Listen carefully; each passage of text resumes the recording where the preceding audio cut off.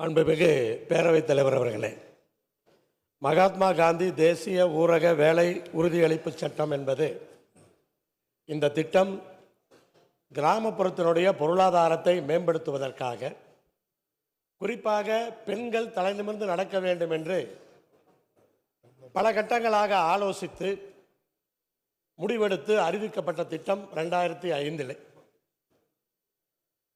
மகாத்மா காந்தி பெயரிலே இது வர வேண்டும் என்று எல்லோரும் ஆசைப்பட்டு கொண்டு வந்த திட்டம்.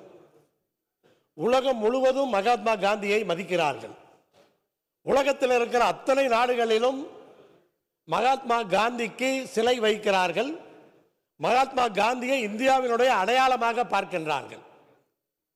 எந்த நாட்டினுடைய தலைவர்கள் டெல்லிக்கு வந்தாலும் காந்தி அவர்களுடைய நினைவிடத்திலே சென்று மரியாதை செய்கிறார்கள். அப்படிப்பட்ட மகாத்மா காந்தியினுடைய பெயரை அந்த திட்டத்திலிருந்து எடுத்திருப்பது கண்டனத்துக்குரியது. அதே போல மாநில அரசினுடைய நிதியாக 40% அதிலே கொடுக்க வேண்டும் என்று சொல்லியிருப்பது இந்த திட்டத்தை நீர்த்து போக செய்யக்கூடிய ஒரு முயற்சியாக நான் பார்க்கின்றேன்.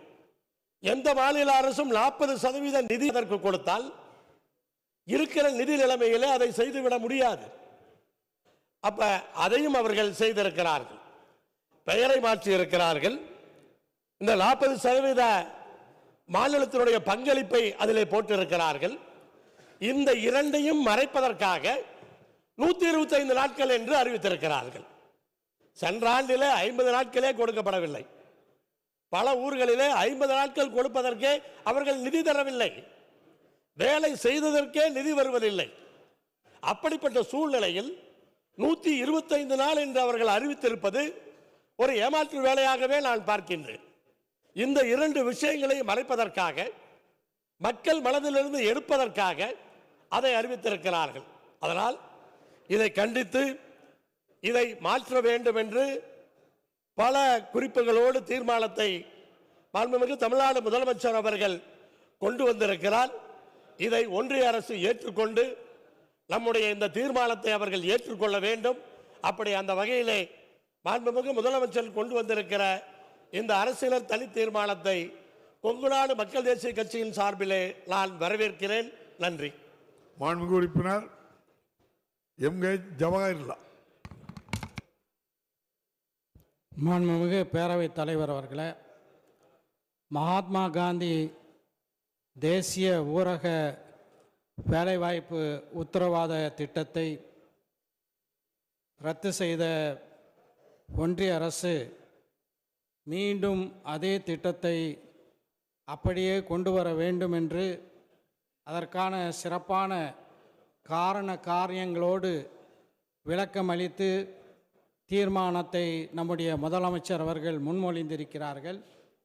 அந்த தீர்மானத்தை மனிதநேய மக்கள் கட்சியின் சார்பாக நான் வழிமொழிகின்றேன். மாண்புமிகு பேரவைத் தலைவர் அவர்களே, நான் ஜனவரி மாதம் 23ஆம் தேதி இந்த தீர்மானத்தை இந்த மாபெரும் அவையிலே நிறைவேற்றியிருக்கின்றோம். இன்னும் 7 நாட்களில் ஜனவரி 30 வருகிறது.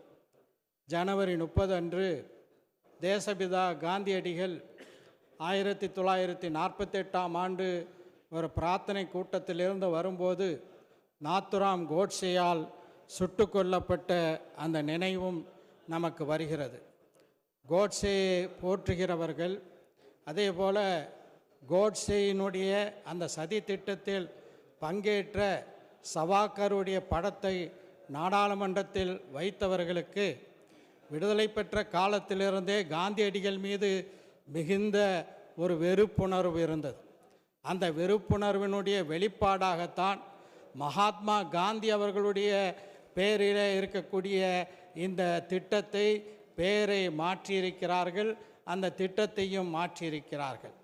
மாண்புமிகு பேரவைத் தலைவர் அவர்களே, ஐக்கிய முற்போக்கு கூட்டணி ஆட்சியில் இருந்தபோது அதிலே திராவிட முன்னேற்ற கழகமும் பங்கு வகித்த காலகட்டத்திலே தான் இந்த மகாத்மா காந்தி தேசிய ஊரக வேலைவாய்ப்பு உறுதி திட்டம் கொண்டு வரப்பட்டது என்பது நாம் அனைவருக்கும் தெரியும். கிராமப்புறத்தில் இருக்கக்கூடிய மக்களுக்கு ஒரு வாழ்வாதாரத்தை அரசு கொடுக்க வேண்டும். அந்த அவர்களுடைய வாழ்வாதாரம் மேம்பட வேண்டும் என்ற ஒற்றை நோக்கத்தில் இந்த திட்டம் கொண்டு வரப்பட்டது. இந்த திட்டத்தை கொண்டு வந்த அந்த திட்டத்தை பரிந்துரைத்தவர்களில் முக்கியமானவர் ஒரு பொருளாதார நிபுணர் ஜான் டிரேஸ் என்பதை நான் இங்கே நினைவு கூற விரும்புகின்றேன். அந்த முக்கியமான பொருளாதார நிபுணர் ஜீன் டிரேஸ் என்ன சொல்கிறார் என்றால், இந்த புதிய திட்டம் அந்த விபிஎஸ் என்று விபிஜிராம்ஜி என்று சொல்கிறார்களே, அந்த திட்டத்தை பற்றி அவர் சொல்லும்போது மிக சுருக்கமாக, ரத்தன சுருக்கமாக சொல்கிறார். A work guarantee without any guarantee that the guarantee applies என்று சொல்கிறார். அதாவது உத்தரவாதம் வழங்கப்படும் திட்டம் அல்ல இது, உத்தரவாதமே உறுதி செய்யப்படாத உத்தரவாத திட்டம் என்று அவர் சொல்வதை நான் இங்கே மேற்கோள் காட்ட விரும்புகின்றேன். அது மட்டுமல்லாமல் அரசமைப்பு சட்டத்தினுடைய 41வது பிரிவு தரக்கூடிய வேலை பெறும் உரிமையை, பொது உதவியை, வாழ்வாதார பாதுகாப்பை இந்த திட்டம் ஒன்றிய அரசு நிறைவேற்றியிருக்கின்ற அந்த புதிய திட்டம் பறிக்கின்றது என்று மிக தெளிவாகவே குறிப்பிடுகிறார். இந்த மகாத்மா காந்தி தேசிய ஊரக உறுதி திட்டத்தில் ஊரக பகுதியில் இருக்கக்கூடிய ஒவ்வொரு குடும்பமும் வேலை கோர உரிமை பெற்றிருந்தது. 15 நாட்களுக்கு வேலை வழங்கப்படாவிட்டால் வேலையில்லா கால உதவித்தொகை பெறும் வழிமுறை இருந்தது. This is not a charity, இது ஒரு தர்மம் அல்ல, மாறாக சட்டப்பூர்வமான உரிமைகள். அதே போல அவர்கள் புகார் அளிப்பதற்கும் நீதிமன்ற மேற்பார்வைக்கும் அது வழிவகுத்தது என்பதும் நம்முடைய ஜீன் டிரேஸ் சொல்லக்கூடிய வழியாக இருக்கின்றது. இந்த எம்என்ஆர் மகாத்மா காந்தி திட்டம் அது எப்படி அமுல்படுத்தப்பட வேண்டும் என்பதை கிராம சபைகள் திட்டமிட்டன, பஞ்சாயத்துகள் செயல்படுத்தின, சமூக தணிக்கைகள் மூலம் மக்கள் கண்காணித்தார்கள். இவை அனைத்தையும் இந்த அரசு தகர்த்தது ஒரு ஆச்சரியத்திற்கு இல்லை.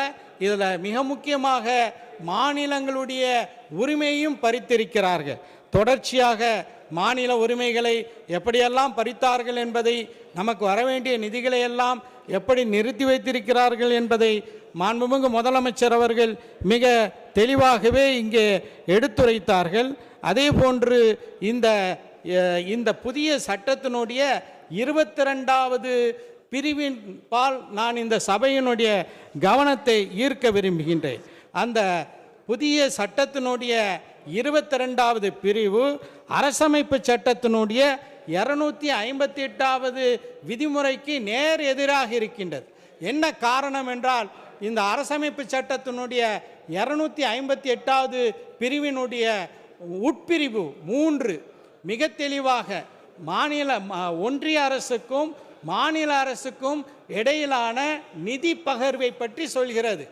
ஒரு ஒன்றிய அரசு ஒரு திட்டத்தை ஒரு மாநிலத்தில் செயல்படுத்த முனையும் போது அந்த திட்டத்திற்கான நிதி, அதை பற்றி நாடாளுமன்றத்தில் சட்டம் இயற்றப்படும் போது அந்த நிதியை சுமப்பது ஒன்றிய அரசின் பொறுப்பு தானே தவிர மாநில அரசின் பொறுப்பல்ல என்று நம்முடைய முதலமைச்சர் சொல்லவில்லை, அரசமைப்பு சட்டம் சொல்கிறது. அரசமைப்பு சட்டத்தை மதிக்காத பாஜக, மகாத்மா காந்தியடிகளை மதிக்காத பாஜக இந்த மகாத்மா காந்தி தேசிய ஊரக திட்டத்தினுடைய பெயரை மாற்றி இது நிச்சயமாக அரசமைப்பு சட்டத்துக்கு விரோதமான ஒரு நடவடிக்கை, அதற்கு எதிரான வலிமையான முன்னெடுப்புகளை அவைக்கு வெளியிலேயும் திராவிட முன்னேற்ற கழகத்தின் தலைமையிலான கூட்டணி கட்சிகளை எல்லாம் அணிவகுத்து ஒரு மிகப்பெரிய போராட்டத்தை திராவிட முன்னேற்ற கழகம் நடத்தியது. இன்று இந்த மாபெரும் அவையில் இந்த தீர்மானத்தை நிறைவேற்றுகிறோம். ஆக ஊரக மக்களினுடைய உரிமைகளை, பெண்களினுடைய உரிமைகளை, அரசமைப்பு சட்டம் தந்திருக்கக்கூடிய உரிமைகளை பறிக்கக்கூடிய இந்த விபிஜிராம்ஜி திட்டம் ஒழிக்கப்பட வேண்டும், திரும்ப பெற வேண்டும். அந்த தீர்மானத்தை முழுமனதாக மனிதநேய மக்கள் கட்சியின் சார்பாக ஆதரித்து விடைபெறுகின்றேன். நன்றி. உடனுக்குடன் செய்திகளை தெரிந்து கொள்ள சன் நியூஸ் பெல் ஐகானை கிளிக் பண்ணுங்க.